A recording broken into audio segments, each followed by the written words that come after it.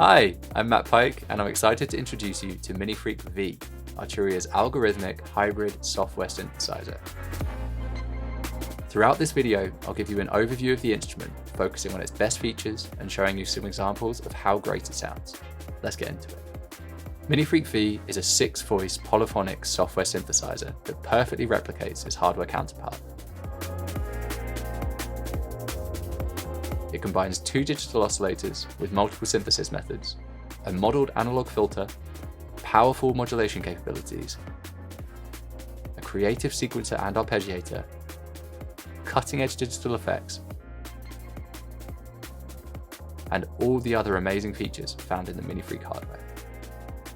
So now all the power and versatility to create amazing pads, leads, basses, and whatever you imagine possible on the MiniFreak can be ready to go in your DAW no matter where you are. On top of that, its seamless hardware integration will make editing sounds, organizing your library, and composing with your MiniFreak hardware as smooth and inspiring as possible. Before we look at some specific features, let's play a few presets just to see how good MiniFreak V sounds.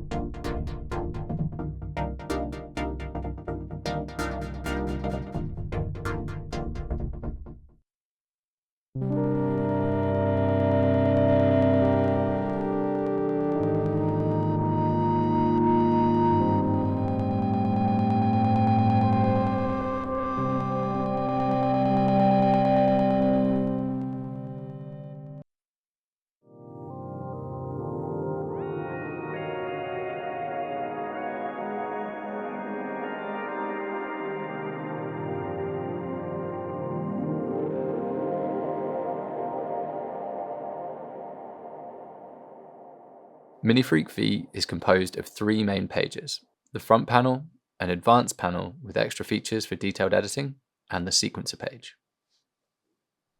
The front panel offers a stripped-down set of controls with the 2 multi-engine oscillators, the multi-mode filter, which is perfectly modeled to match the hardware analog filter in MiniFreak, and lastly, there is the effects section, with 3 effect slots with 10 effect modes to choose from. Let's start with the 2 powerful multi-engine oscillators. There are 17 different sound engines available. These range from classic analog emulations to abstract digital methods such as superwaves, additive synthesis, FM, modal resonators, and Karplus-Strong. Let's play a few of these now to give you an impression of how varied they can sound.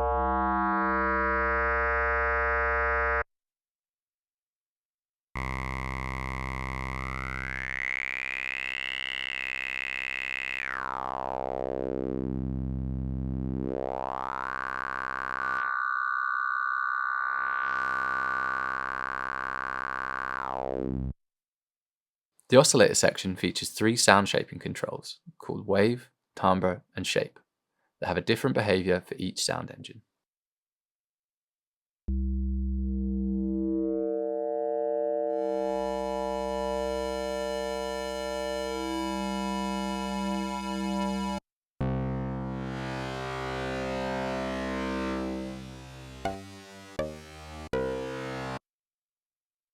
There are also some unique engine modes for each oscillator to expand their capabilities even further.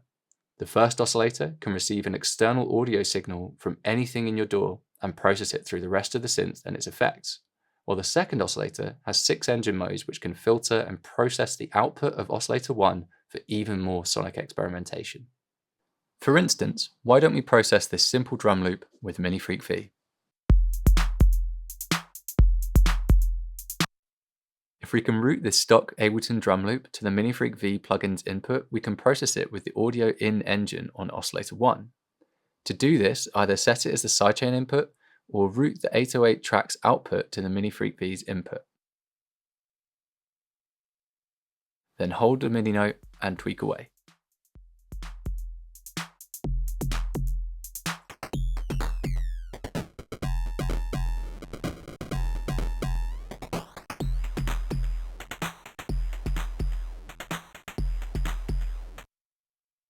We can take that even further by routing it through the comb filter module in oscillator 2 if you want to.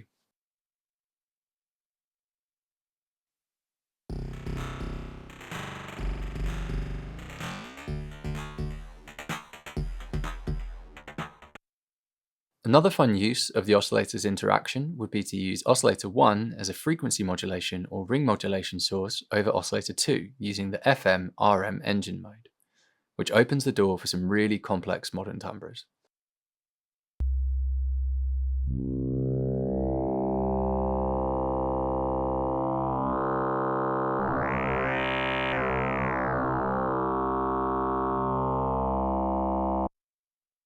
Mini-Freq V also features an amazing smooth-sounding emulation of the multi-mode analog filter found in a Mini-Freq. It offers 3 modes: low pass, bandpass, and high pass, with a filter envelope control linked to the main VCA envelope to help you quickly get some classic analog synth sounds.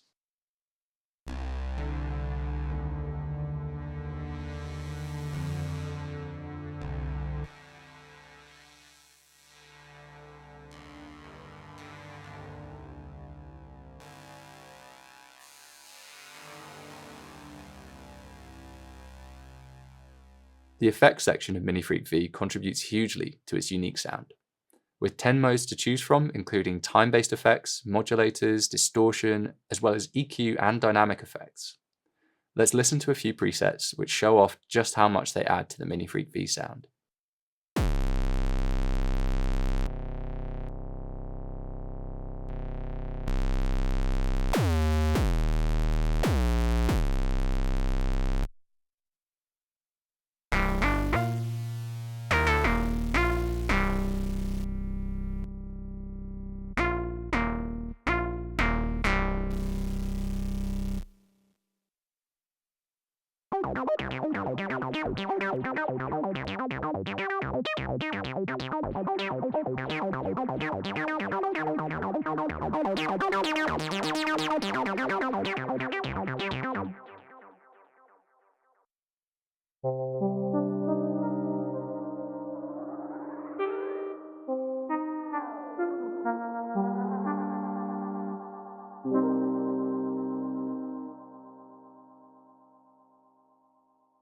Each effect has time, intensity, and amount controls, and like the oscillator controls, these are different depending on which effect is chosen.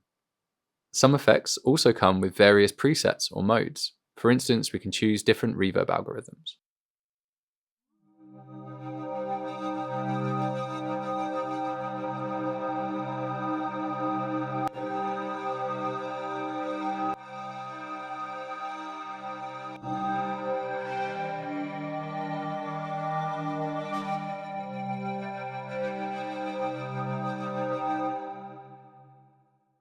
On the bottom left of Mini-Freq V, we also have emulations of the 2 touch strips from the Mini-Freq hardware. These have 3 modes: classic pitch bend and mod wheel, macros, and sequencer gate and splice, which adds randomization to sequences and patterns. We'll cover these 2 different modes shortly when we look at the advanced panel. If we click the small spanner icon, we can also see the controls for the vibrato LFO. If we turn this on, the mod wheel will control the vibrato as well as anything else assigned to it.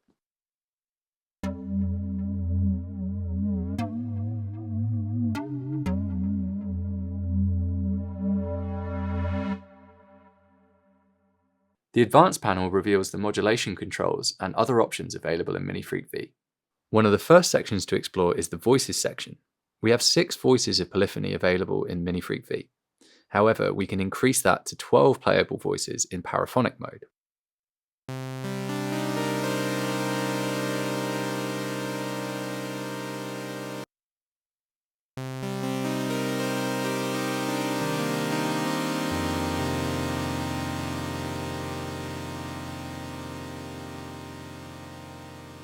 Or we can stack voices in the various unison modes to get thicker sounds.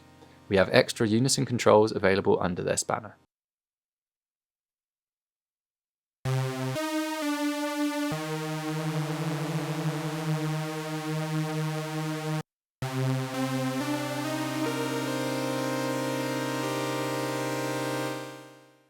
Next, let's look at the modulation options available in MiniFreak V, and the modulation matrix we can use to assign them and bring the sounds to life.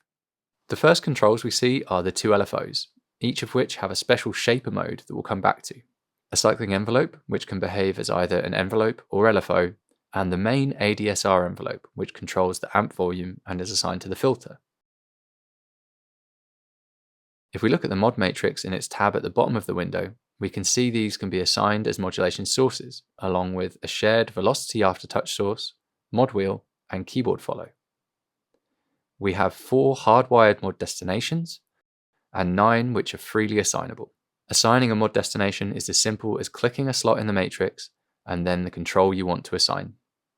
For instance, we can even assign the macros as a destination.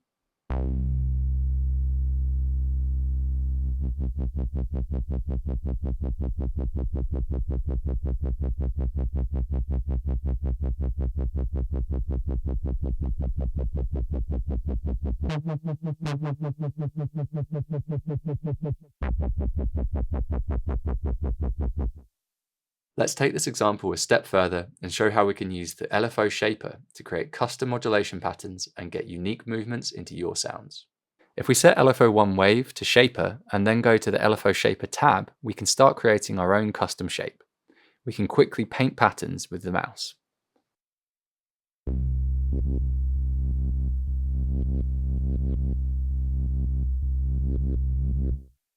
Erase steps by clicking at the top of the shape editor.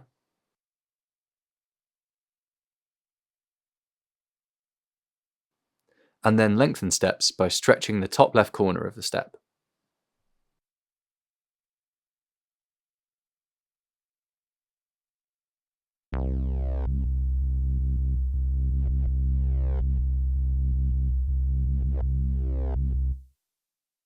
We also have the ability to change the step shape and curve with the wave controls and set the length of the shaper pattern by changing the grid size.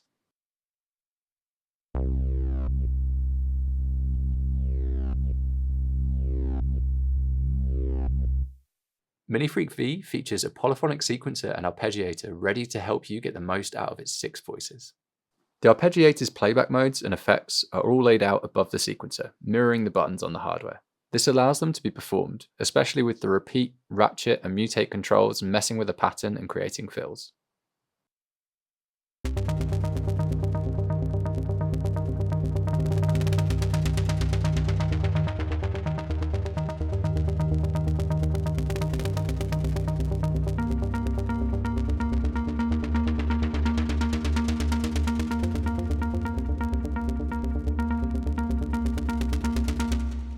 The sequence editor is one of the biggest strengths of MiniFreak V, providing an easy-to-use piano roll for editing the 6-voice polyphonic sequences.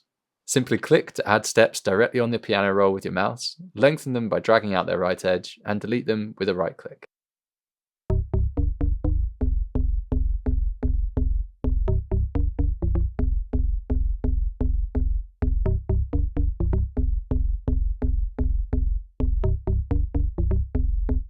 We also have 4 lanes of modulation sequencing, so we can inject even more movement into our presets. To assign a parameter you want to sequence, click next to the modulation lane at the bottom of the sequencer, and then click on a highlighted parameter.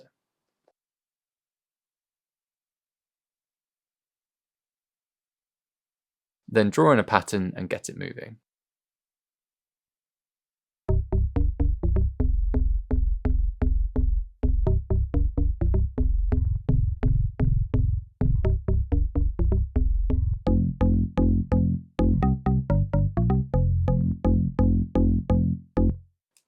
We can also change the pattern length either by clicking the bar buttons up the top or drag the end of the pattern on the piano roll for non-bar lengths.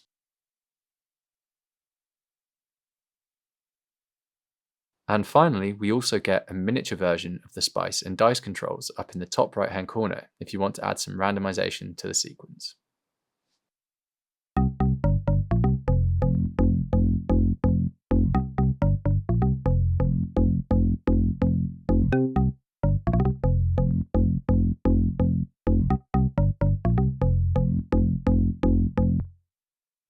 Last but not least, let's talk about how MiniFreak V and the MiniFreak hardware can be used to complement each other with their easy-to-use integration. When connected to the MiniFreak hardware, MiniFreak V controls will follow the changes made in the hardware and vice versa. Let's give this a try. I've got my MiniFreak hardware here connected to my laptop via USB. In MiniFreak V, I now have the option at the top to link to MiniFreak. Once clicked, we can see the hardware is now displaying the same preset and playing the same sound.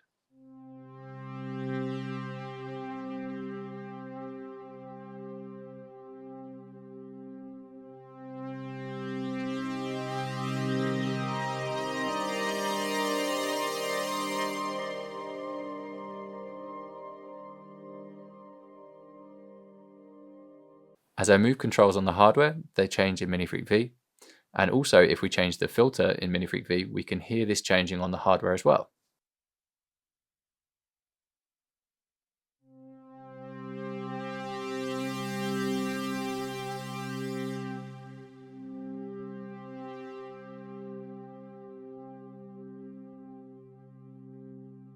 This means any automation applied to MiniFreak V will also happen on the hardware. So this is a great way of automating parameters without having to use any MIDI CCs.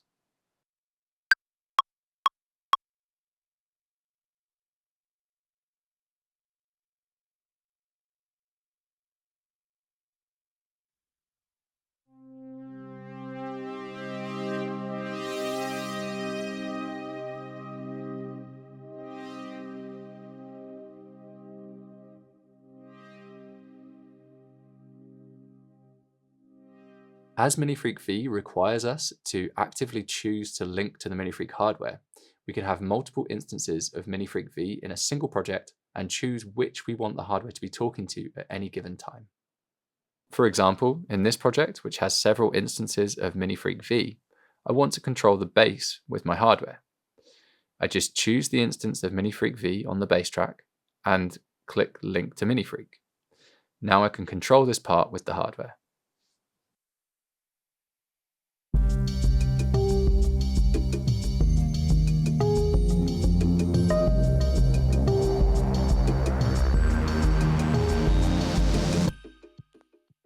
Now let's say I wanted to stop using the audio of MiniFreak V and record the hardware instead. I could mute its track and add an audio track with the MiniFreak at its input.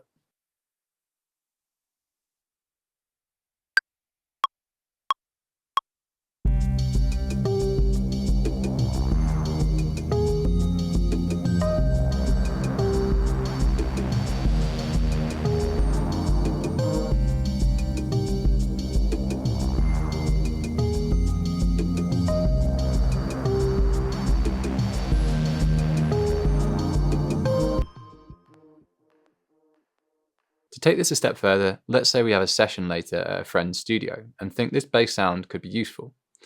While I have the hardware linked to this instance of MiniFreak V, I can just press save on the hardware and choose an empty slot to save it to.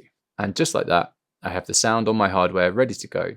And of course, I could develop it further, adding an LFO or different effects to fit what we're working on.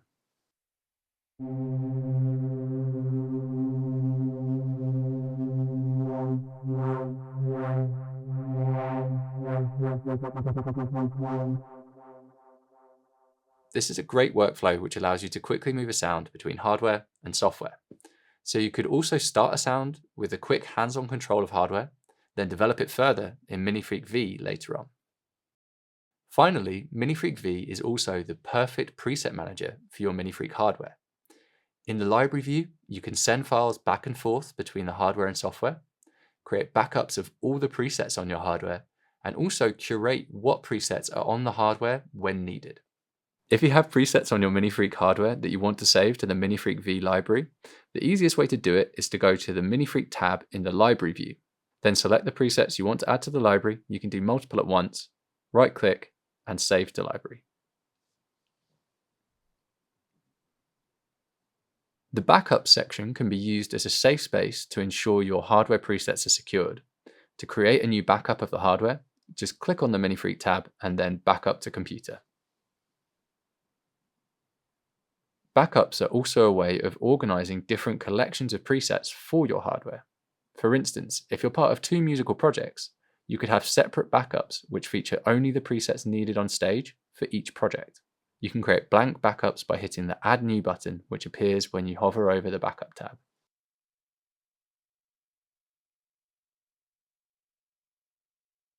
Then drag and drop presets onto the backup from the Minifreak V library.